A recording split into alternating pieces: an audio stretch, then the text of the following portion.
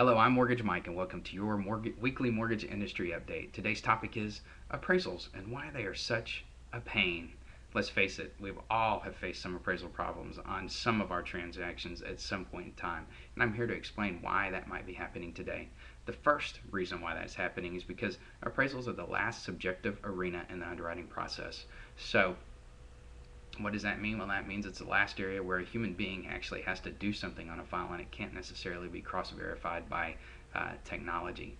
So what happens is that when I make a loan, or when any mortgage lender makes a loan and we sell those loans off to Fannie, Freddie, or FHA, those loans go through an audit, and at that point there can be some extra scrutiny on an appraisal, and if they don't like the appraisal, they kick it back to us for repurchase, which is not a good thing. We're not in the business of purchasing or repurchasing loans. We're in the business of selling loans, and we want to continue to do that because that helps our housing market.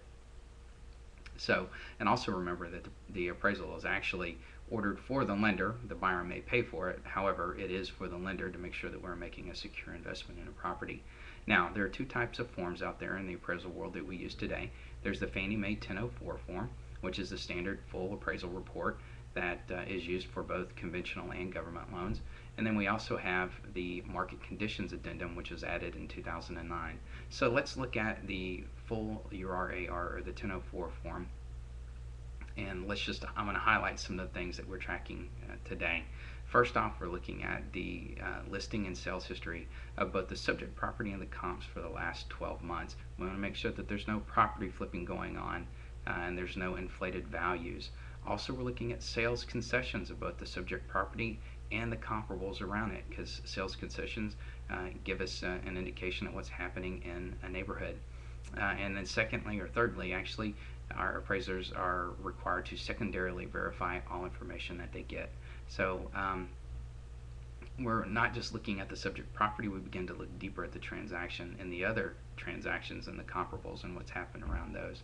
Now, we can shift over to the market conditions addendum, and whereas the Fannie Mae 1004 form looked at the property itself, the market conditions addendum begins to look at the neighborhood. Which gives the investor and us an idea of what is really happening in the neighborhood and the homes that are around it. So the market conditions addendum looks at several things. First off, it looks at the sales in all the neighborhoods from 3 time frames, from 0 to 3 months, 3 to 4 to 6, and 6 to 12 months. Let's see. Secondly, it wants to know what's happening with sales concessions in the neighborhood. What is the trend in regards to sales concessions? And thirdly, it's looking at foreclosure and REO.